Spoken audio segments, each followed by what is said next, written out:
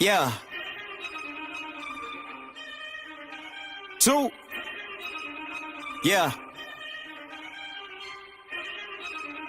Aye.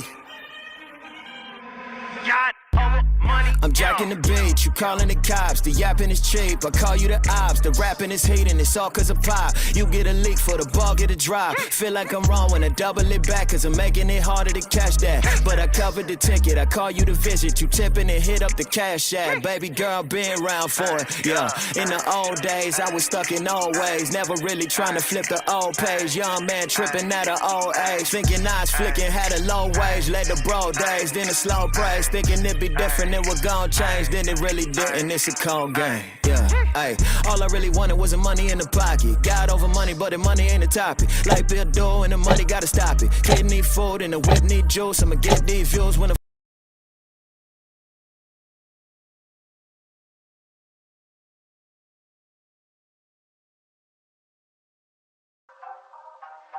What's good, baby? It's your boy Dale. I'm back in the saddle again. Our motto is to buy, build. We already bought it already, so we already own it, free and clear. Refinance to long-term debt, cash flow. That is the motto. Cliff, man, is that a pretty strong motto, man? What do you think? Man, the model is strong. Like, you're getting each piece of the invest, right?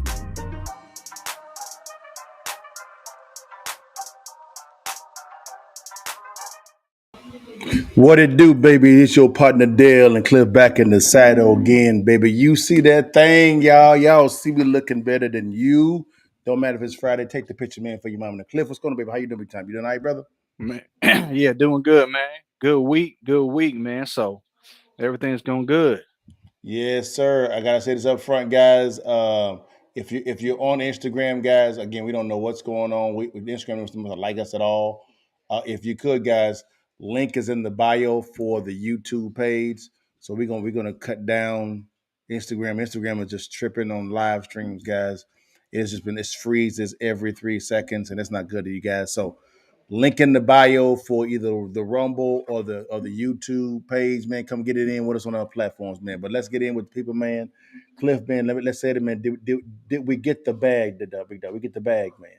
Oh yeah, man. You already know, man. Good So week, man. So we got that. we got the bag, Dad. Yes, sir, man. Well, guys, let's jump into this thing, guys. And I got the bag too. It was a little bit of a tough one for your partner today, man. It was really tough, but I think that we got it. We got it kind of solved, man. Let's dive into it, man. Cliff, bro, what's going on with this economy, big dog, man? What's going on, man? You know how we do it with the current market analysis, man. Let's dive into this thing, guys. Cliff, we're gonna talk about this foreclosure thing that's going on, man. This foreclosure thing is for real, man. It's getting real. We're gonna look at the numbers, man. As a licensed appraisal, man, before we dive into these numbers, what are you seeing in the market? Talk to people. I've seen stagnation in the market. So right now, what we're seeing is more property or less properties are coming on the market, Mm-hmm. but there's also less buyers on the market due to the high interest rates. Yes, sir. So now you got both of them kind of sticking. So the biggest point that I see is the days on market. Those continue to rise. Now, I haven't seen them at first. They kind of peaked, they came back down, and they're going back up again, especially in properties going up over about 500,000. Yep. Yeah. Yep. Yep. And so, Cliff, what do you see? What do you see? People are responding to me on the Instagram, guys. If you're on Instagram, guys, hey, go on over to the YouTube page. But I'm seeing the same thing with the interest rates going so high. People are not willing to lease out a home right now. I'm sorry, buy a home. What they're saying is it's wiser for me to stay in my home right now or to lease my home out while I go lease another property, so to speak, because it didn't make any fiscal sense to actually acquire a real estate property at all because you're borrowing at, I think, at a 680, 697 credit score. You're looking at a rate probably at 8, 7.9, 8.5% interest rate. Yeah. And then if you go conventional, which means you're putting down 5% or more, you're looking at a 9, 10, 11% interest rate. That's what you're looking at. Real talk. I get better rates than that by buying investment properties. Yeah. Oh yeah. All day. We get better. Our rates are what 8.7, 8%, and that's long term.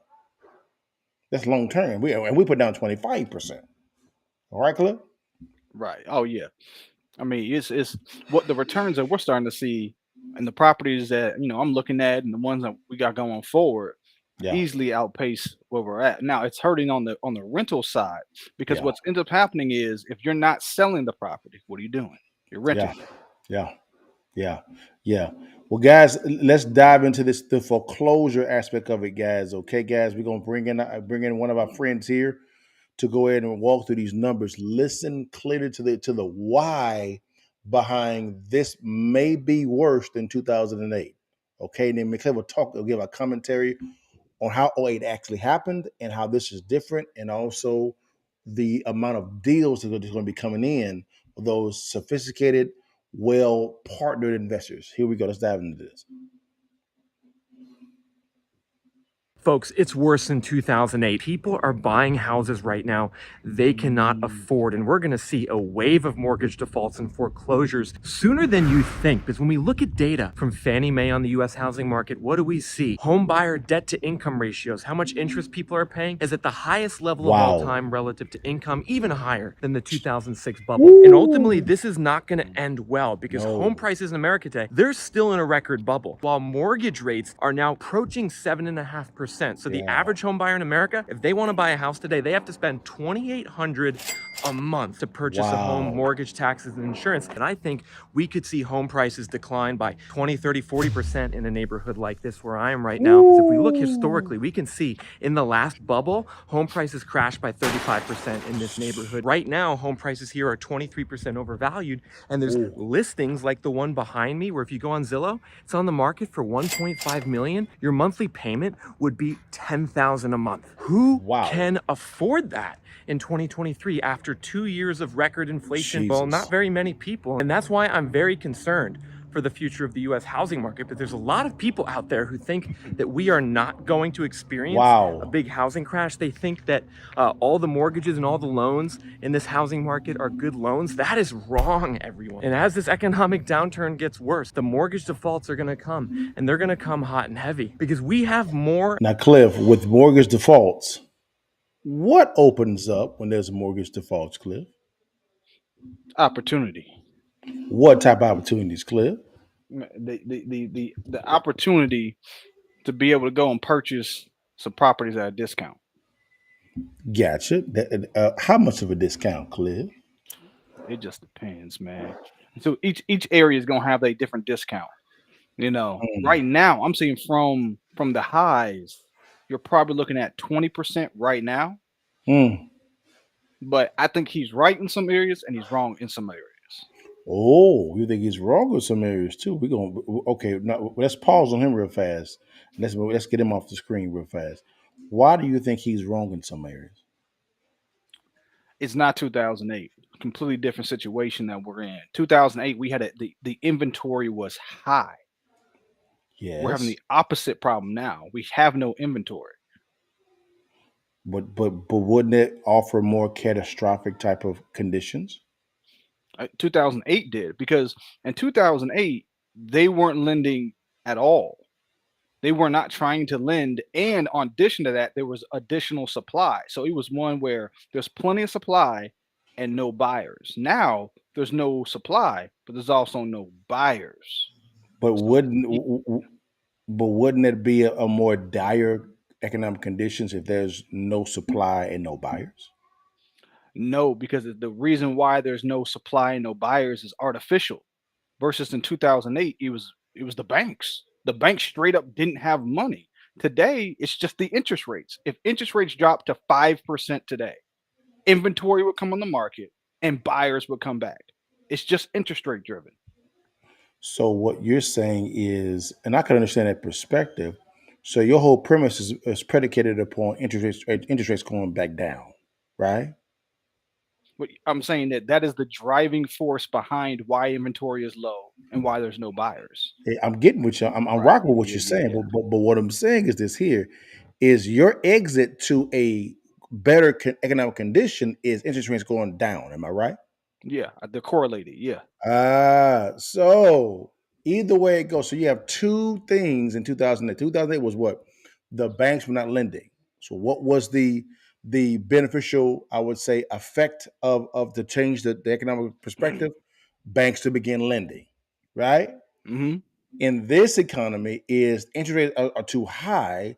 So what is the driving force to change that economic to its worst benefit? Interest rates going back low. Right. Yep. So I'm seeing both of them correlating. But the difference that I actually see is in '08, you had what? A plethora of properties, right? But the banks were not lending, right? This one is different because you have no inventory, but a plethora of buyers ready to buy, but they're not going to buy. Right. And it's all predicated upon the Fed lowering their rates. Right. So if that's the case, what do we need to see for the Fed to lower their rates? Inflation go down. You see inflation. If inflation Mhm. hit 2%, they're going to start winding it down. Put it this way: do you think interest rates are going to stay where they're at for the? You think in 5 years we're going to be at the same interest rate? It depends on if Congress curtails their spending. Okay. So you're tying the economic condition of the real estate market to Congress and whether or not Yes. they continue to spend. Because Mm, I'm a terms definitions guy. Inflation is too much currency flowing to too few goods. Congress is trying to manufacture cash flow instead of allowing for the open market to organically produce the cash flow. That's the difference here. There's a manufacturing going on from Congress. So to answer your question, it depends on if Congress curtails the spending. Do I think they will? No. That's why you see the Treasury changing definitions. The Federal Bureau of Labor and Statistics changing how they're gauging the inflation rate. Instead of it being every 2 years, every year. What are they trying to do? They're trying to control the flow of information. They're really bullshitting us. That's what's really going on. They're trying to say, how much bullshit can the American people take? I Real mean, talk. yeah, I think there's a part to it, but to me, I'm looking at the rate of change. How quickly is it changing from the previous change? So, I'll give you an example real quick. Okay. Not gonna take too long for you, but I'm gonna Go just ahead. give you an example. Let me see. Don't give me an example real fast, Doc. Don't give me an example. Doc. You know I'm Let's see. always open for some wisdom. Boom. Okay, let's go and see what Cliff's talking about, y'all. Boom, here we go. Okay, holler at me. So when you can see in 2000, right? In Hmm. 2008, you gotta Yeah. pull it down a little bit right there. You see in 2008, look at the number. The reason Uh-huh. why is because the amount of real estate Yeah. that was on a 3 year or 5 year adjustable was Uh-huh. higher. It was 25, I think almost 30% of the market in some areas. Today it's very small. So if you got locked in at a 3, 4, I was on a call the other day with some people on some investments. Okay. I asked everybody, what's your interest rate? I had the highest interest rate at 4%. I know. Two of my people had an interest rate at 2.5%. Yes. Why would you ever sell that? You shouldn't. Right. And now what if that's 35% of the market has under a 3% interest rate? That means a third of the market will never sell, which is going to create a barrier to more properties coming on the market. I agree with you. What you just presented is spot on. Here's my counter to that. That is a part of the problem. It's typically there's a conveyor belt of turnover of properties. Right. Someone wants Yep. to upgrade to a better home or downgrade to a smaller home. No Right. problem with it at all. They can put the property on the market, make a little profit, which is fine. Then at the exact same time, go and buy something else. But that's not happening at all. Here's another fact that you're not. I don't think that's being considered. Guess how many homes in America are vacant? I don't even know. 12 million. Okay. So you have a vacancy rate of properties there that's owned by a corporation and or an individual that is not on the market. In addition to what you just said, People having a low rate saying, I ain't selling my house. What for? Doesn't make no sense. I'm not going from 2.5 to a 9% rate. That's suicide. I agree. So now we have a conundrum. So now when it comes to the Fed is saying this, the Fed is saying, yo, we're going to lower the rates we can, which will be fine once we get down to 2%. That's the reason why what they did was they changed the calculation Right. They because wanted to they get their know right. faster. They wanted Right. to change the calculation to get there faster because they know their partner, which is the government, which is the executive branch and the legislative branch, they're not going to stop printing, guys, because they can't. They can't stop printing. So now you have a smoke and mirrors going on behind the scenes when it comes to the Fed trying to do a balancing act right now. And unfortunately, when you have a partnership with the government, and the government is saying we don't want to operate on amicable grounds, there's going to be a catastrophic event. It's going to happen because there's no partnership. Does that make sense or no? No, I see what you're saying. I see what you're That's saying. that's my whole ordeal when it comes to this whole inflationary rate. It is a smoke and mirrors show. It's smoke Oh and mirrors. yeah. Oh yeah. The whole game is nothing but smoke and mirrors. So my whole thing is simple. The whole game is smoke and mirrors, so you got to play the smoke and mirror game. Mm. Say it again, Doc. The whole game is smoke and mirrors, so you got to play the smoke and mirror game. There you go. That's what I'm talking about. Now, why is playing the smoke and mirrors game so important in this climate clip? Man, it's like trying to swim upriver. Mm-hmm. Why would you do that? You flow with the river. It Yep. just is it's that's the way you play it. So in this situation, they're gonna print money. Dale, you know that. I know that. For sure. All the people in finance know that. Yeah. So if that's true, what would you do now that you had that information? What do you Mm-hmm. do? You Yeah. know it's gonna be so you buy things that inflate with the currency. There you Boom. go. Now, what's inflated with the currency, Cliff? Real estate, businesses, gold. We're gonna see Bitcoin maybe, right? All these that's it. That's all you do. You're not even making money necessarily from the return. You're making money from the inflation. There you go. That's the number one reason why poor people stay poor, rich people get rich. Is the rich ain't Yeah. doing nothing. They just own a building downtown. And when they buy it for $1 million, 10 years later it's worth 4. The building ain't changed. At all. That's the reason why CEOs, guys, chairman CEOs have a salary of $1. Right. $1. So how do they live? No problem. They get stock. They take that stock and they go to the bank, pledge the stock, and then with that stock, they actually leverage the stock at a LTV of 50%, 60%, 70%, what it may be, a dollar for dollar, what it may be. There's LTV there. Sounds like real estate, which is fine. Then they take that money, put it in their bank account, and decide to pay for the expenses over and over and over again. It's just all they're doing because as the stock increases in value, what happens? The stock gets more valuable, right? So all they do is rebar it again to pay off that previous debt, just like buying, renovating, increasing the value, and then refinance the long-term debt over and over and over again. They're playing the debt game because they know, as Cliff just said, the asset of the business stock is going to increase in value. So me and Cliff, we actually acquire a lot of real estate because what we know the asset of real estate is going to increase in value. That doesn't mean it's going to increase all the time, but we're betting against the federal government printing more money because as more money flows throughout the system, well, I call it fake fiat currency is what it is. What happens? Tangible assets, gold, silver, real estate, businesses go up in value. It's not hard to understand, guys. Unfortunately, the good thing about this here is unfortunately going to have a lot of people that are not sophisticated around sophisticated individuals that's going to get hosed. So those mortgage defaults, that may be you. That may be you, but it's an opportunity, Cliff. Cliff, what opportunities will come up, man, on mortgage defaults? What opportunities come up, bro? Just discount properties.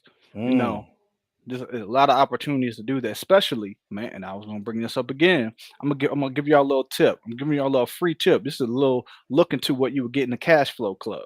So going back to sharing the screen right quick, Go ahead, brother. Okay, here we go. Boom, there we go.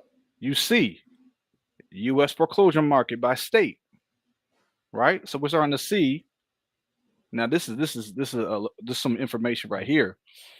Uh if you go look at it, you can see it by state. So if you're looking for foreclosures, what state would you look at? Alabama. I like Alabama. I'm not going to Alaska. I know No. Arizona is the reason for that is because they're overpriced, Yep. but I like Arkansas. Yep. Boom. So that tells me already Look in at these California. areas, and y'all, you already And know, and Florida. Look at Florida, y'all. Look at Florida. r- and this, let me break it down a little bit more. Notice the two types of states you're seeing. You're seeing Yeah. high and low. Yeah. High, California, meaning the value of the properties was like 800,000. Yeah. They've pulled back. That's the reason why you're seeing Mm, the foreclosures increase because it was yeah. so high. But then you also got to look at the low, which is Yeah. like Arkansas. Yeah. Theirs is because they don't have enough revenue Mm. going to that area. It's different. It's Mm-hmm. not. It's a completely different situation. Now the way that I like to invest, I'm in a Arkansas. I'm in a. I like the Georgia. I like Alabama Yes. because my Yes. dollar goes further there. That's not a place I go for Yeah. appreciation. That's a place I Yes. go for quick and easy cash flow. Yes. Yes. And you can also partner with the government with the cash flow as well. Do Right. that at the exact same time. That's Section 8, stuff like that. It's guys. I mean, you can literally buy like Cliff, man. Guys, we are buying a property right now in Jackson, Mississippi. We looked at two properties, right? One we have on the contract. Yeah, we buying it for $25,000. Well, 30,000, what it may be. $30,000. 322. Hmm? Yeah, we're gonna put about 30K into it. It's worth 85, 90, $100,000. Quick 30 day turnaround time, back on the market, boom. Next, we're gonna do it again. Over. Oh, this is in Mississippi. This is the Mississippi. We also we're doing a lot of joint ventures as well, also investing as well. So we're looking at a apartment complex as well. The seller's being a little bit of a prick. Don't you worry. You're buying this guy shit. No prick. You're gonna buy that boy for what? 36 unit apartment complex for what? 130? Yeah, Now it's that's gonna be what a we hundred get. thousand. It's gonna be 100, 120,000. But 130. Cliff, what's the ARV, brother? I think what was that? 1.8? 1.8 million. We're gonna put how much into it, Cliff? 600,000, 700,000? Yeah, yeah, right about there. Those are out there. We're looking at those areas to where our dollar can go a lot farther with little risk because that makes it better for us and our bankers. They love that, guys. They love that. That's why joint venture investing is so key, guys. It's because of the fact that if you don't have the cash or the credit or the experience, which is very important when it comes to real estate investing, you could do a joint venture with someone that access the cash and the credit and experience, and you work out a profit split, which is good, and you all do it like we do that all the time. Like we'll fund transactions for people all the time. Hey, I got a property man in this area. Okay, let's go through the numbers. Okay, yeah. Okay, that makes some sense. Okay, we'll bring the debt. You bring the deal, man. Let's do a profit split, right? Let's get it. No problem. Let's get it in with the people. It's that simple, guys. It's not that hard. Now, for me, there's going to be another avenue of when it comes to those my mom went blank mortgage defaults. Guess what's going to be coming up? And I love this guy because this is my specialty. Subject to investing. Oh my God. Mm. That's going to be a phenomenal investment strategy. Oh my guys, I bought in 2008. I think around like 1.3, $1.4 million worth of real estate. via subject to investing with zero cash in my pocket. Zero. Not a dime. Zero. Mm. The rate was 2.5%. I was collecting 10. So I was out beating the bank. Mm. And they wanted me there, and they wanted to buy my note from me because I was making so much damn money. So it's just, guys, understanding how this thing actually works. We do these lives to expose you to a thinking that you may not be exposed to up to this point. But now you're in the room with two veterans here, right? That know what the hell we're doing. And so when we say the cash flow club or the master class, guys, we're not trying to sell you nothing. We're trying to get you into the room, because realistically, to sit down and me and Cliff one-on-one, dog, and pick our brain, it's gonna cost you about $20,000 for an hour. Because I'm giving you the bag and you buying lunch. And I ain't talking about McDonald's. We talking about Four Good Day Child. We talking about Del Frisco's. We going to the big dogs. Yes, sir. That's how this works. 20,000 to talk to me one-on-one for an hour. Yes. About real estate, just to pick my brain. Yes, that actually happens. Or you can actually go to our masterclass. And for 2 hours, you got me and Cliff one-on-one. Ask us any questions we had. We didn't market any at all last time, guys. We had a full room. This time we're going to market. And Cliff, when do you think we should have a date for these guys for this next? We have it for them next week. I'm gonna try. I'm still working on the date to try to see. That's right. Probably the next couple of weeks, see where we end up. Mm-hmm. Mm-hmm. You know, but I think it's gonna be in the next couple of weeks. Yeah. So we're going to probably end up communicating a date in 1 or 2 weeks, which will be fine, and it'll be in the month of September, and we're gonna do some marketing for it. So it's gonna be a select amount of seats. It's gonna be free. Now, at the exact same time, guys, I keep trying to tell everybody, man, this cash flow club thing right here, this is the blueprint for subject to investing, buying and holding, buying and flipping, wholesaling, how to build your power team, how to structure your LLC properly. It's all right here. It's on demand training for Cliff and I.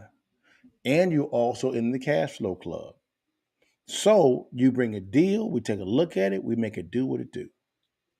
And I have to get back with one of the individuals. Forgive me, her name is Immaculate. I gotta get back with her today concerning her deal that she sent over to me as well. Also, so that's on me. We got so many deals coming in, guys. Right now, we're in the midst of scaling the business because we have to, because we're getting ready for what's coming, and it's coming. It's coming. Cliff, how do you think the market's going to react, man, when the rates go up again in October from the Fed chairman? Yeah, and that's possible too. The market's gonna slow down even more. You're gonna see. I think you're gonna see just more of the same. You're gonna see less properties come on the market, Yeah. less buyers, Yes. and where you're gonna see the pain is new developers. Woo! Cliff, I drove through a place around the corner from my house. Two of the biggest builders in Texas. They're developing a whole land. They have stopped building. Stop building because they can't. No one is buying the properties anymore. They can't. I mean, it's like fields. It's like fields. And we went to go look at one of the houses because they built the house and they can't sell it. So they came to me, you want to buy it? I'm like, let's talk. We talking numbers. And of course they were lying about everything, and I knew what was going on. I said, no, it's gonna be this way, or it's no deal. So right now we're walking through it, but I'm talking about a field of houses, new construction. A couple of the biggest builders in Texas, Grand Homes and Shattuck Homes. I'll tell them names. Grand Homes and Shattuck Homes. Yes, sir. Ain't no guys. There's no gambling out here at all. So it's just, we say this, guys. not to scare, because with this new information now, with the rate out going up, people you're going to respond in two different ways. Number one, you're going to get scared and retreat. Number one. Number two, you're going to get paranoid and begin to plan. Those two things: scared, retreat; paranoid, plan. What are you going to do? Or you can say panic and retreat. Or you're going to get paranoid and plan. Business is war, to quote Patrick Bet David. Business is war. So, what's your strategy on the battlefield? If it's to panic and retreat, you're gonna get crushed.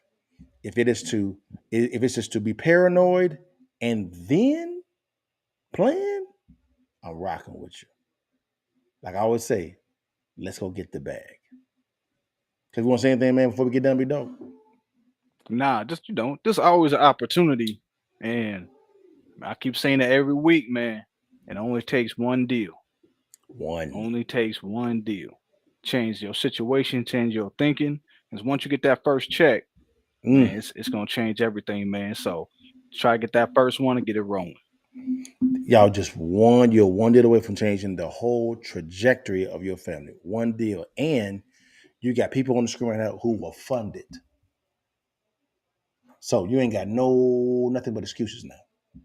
No excuses now. You got access to the wisdom of the wise counsel to be able to find the deal, a good deal, a below wholesale deal, and the money behind it to fund it. I said it. Yes, I'll fund the deal. Now what you gonna do about it? But guys, thank you so much for your time. Guys, every single week we do this all the time, guys. You want to say anything, man, before we exit, big dog? Nah, that's it, man. Hey, like I said, enjoy the weekend. We got a long weekend coming up. Yeah. Let's get back at it next week. Yeah, I'll be out of town at the family reunion, man. Get it in with the folk. With the folk people, baby. Tell them, folk, I'm coming, y'all. Your partner coming to see the people, baby. Yeah. But yeah, man, God bless you guys. You know, I be ending every time before you leave while you can. Take that damn picture and give it to your grandma and them. And say it with your chest and holler at your partners, guys. Thank you for your time, guys. Peace. God give thanks. Whoa. Bless God, give thanks. Bless God, give thanks. Whoa. Bless God, give thanks. Whoa. Big God, big grace.